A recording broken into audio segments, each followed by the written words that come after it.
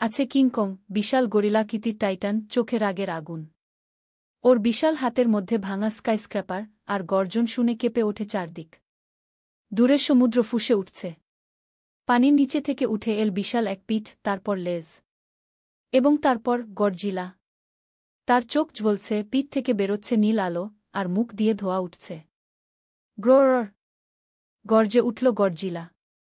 দুজনেই ছুটে এলো একে অপরের দিকে। কিংকং লাফ দিয়ে গডজিলার কাঁধে লাঠির মতো ইস্পাতের খুঁটি দিয়ে আঘাত করল। গডজিলা পেছনে সরে গেল, তারপর ভুম!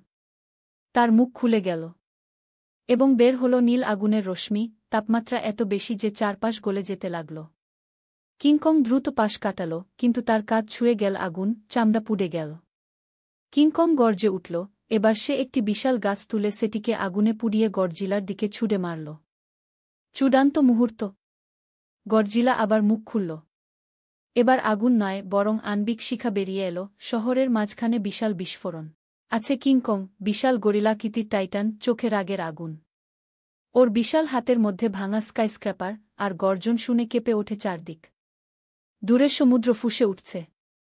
পানির নিচে থেকে উঠে এল বিশাল এক পিঠ, তারপর লেজ। এবং তারপর গর্জি